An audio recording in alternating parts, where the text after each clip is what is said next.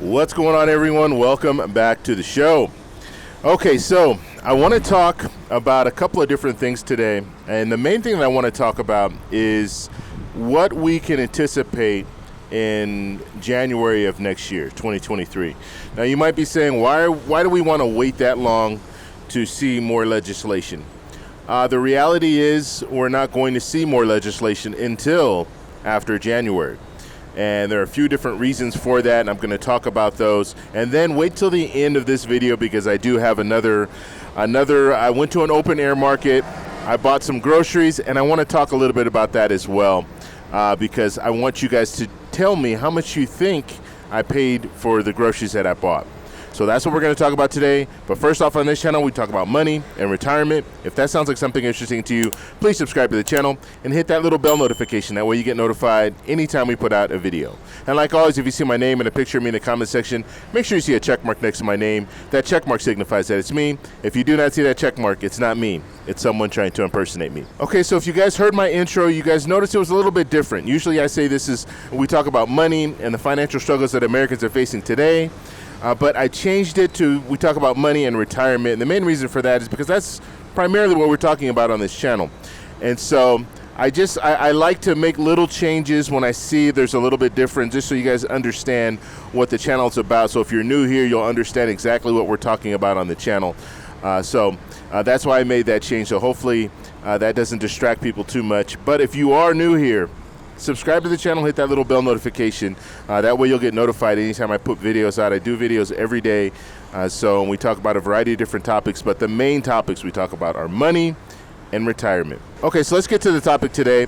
So we're looking at January before we will see Congress start talking about new legislation. Okay, so and that's just the reality. We're in an election season, and they're not going to really move forward with any new legislation. The only thing that they're going to move forward with, because they have to move forward with it, is the budget for 2023. So we'll hear that talk.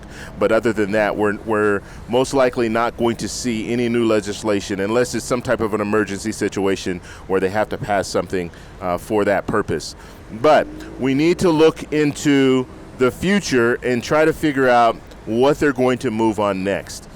And so I'm basing this on the fact that we have the House is probably going to be taken over by Republicans. That's pretty evident. Now, and it'll probably be a slim margin if that's the case. But when we look at the Senate, it looks like the Senate will stay in Democrats leadership. And the main reason that I'm saying that is just based on some of the candidates that are out there. I will be doing a video tomorrow talking about Senator Ron Johnson. He's an incumbent running in Wisconsin, and he's having a tough road. And so we're going to talk a little bit about that. And we're also going to talk about why this is good, because Ron Johnson has some real feelings about Social Security. So we're going to talk about that in a video tomorrow. But nonetheless, if we're looking at the Senate, if we're looking at Democrats controlling the Senate and the House going over to Republicans, well, it's going to be hard to get anything done.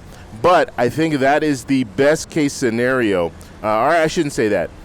The best case scenario will be that Democrats control the House and Democrats control the Senate, because that would allow for new legislation to pass. But if we are looking at a situation where the government is split, and the vast majority of the American people like to have split government. So if we're looking at that situation where the House is run by Republicans, the Senate is run by Democrats, and then in the executive branch, the president obviously is a Democrat. So if we're looking at a situation like that, things can still get done. And what you have to look at when it comes to a situation where you have split government, you have to look at what Republicans and Democrats agree on. And one thing that Republicans and Democrats agree on is Social Security, for the most part. Okay, you do have some Republicans that want to privatize Social Security, but when you look at the grand scheme of things, Republicans and Democrats agree that we need to do something about the trust fund when it comes to Social Security. So that's something that we could anticipate. If we have split government, we can anticipate seeing some type of movement in that direction.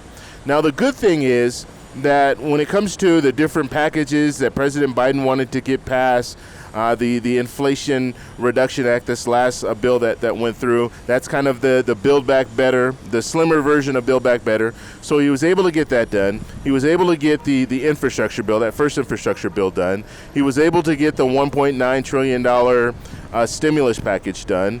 And the student loan cancellation, that's something else that he was able to get done. So he was able to actually, although people don't see it this way, he was able to get a lot of things done.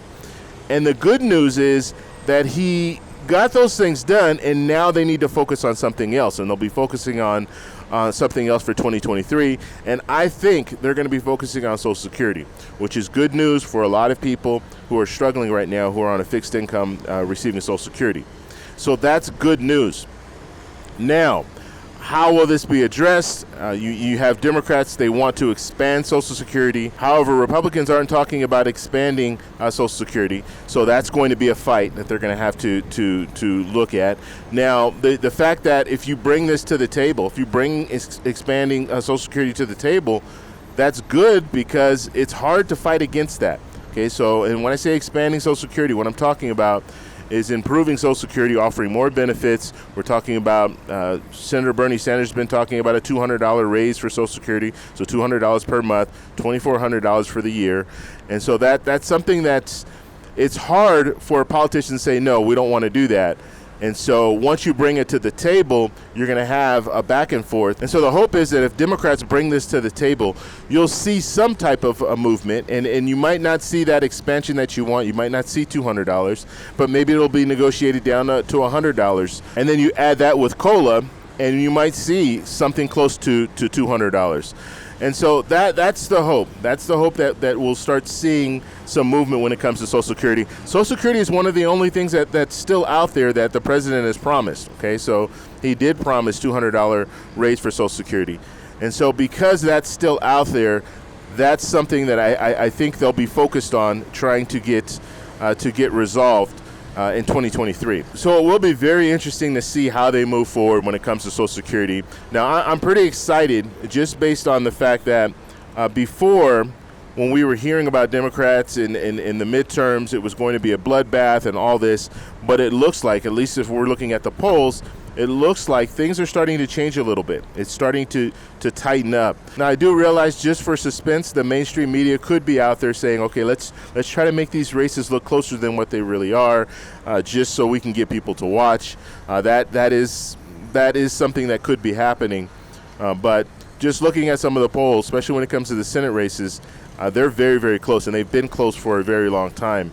And so we could potentially see the Democrats controlling the Senate, the House going over to Republicans, and then we're going to have some real negotiations that need to take place, because the reality is all politicians want to do something. They need to show for, if you have 2 years of doing nothing, then you're facing re-election, you're facing losing those races. Okay, and in the House, every person in the House is running for re-election in 2 years, and so their job is on the line if they do nothing. So they're going to want to get something done, and I think that something was probably going to be Social Security.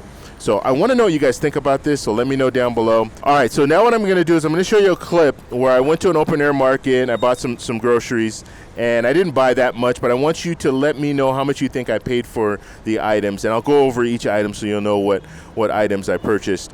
Okay, so this is what we got at the Minorista, so the open-air flea market. So this is cheese, not my favorite, but we got some of this anyway. You put this on arepas and put it on salad. Pineapple here, avocado, so avocado here, big avocado. You can see the size of my phone. You can see it's pretty big. I can't remember the, ¿qué es eso, mami? Zapote. Zapote, so this is zapote. So we got 2 of those. We got a nice sized mango. Again, I'll compare it to the size of my phone so you can see how big it is. Uvas, no uvas. Oh, chuvas. So these are like grapes. This is tamarindo. So this is to make juice. Tamarindo. Pulpa de Tamarindo.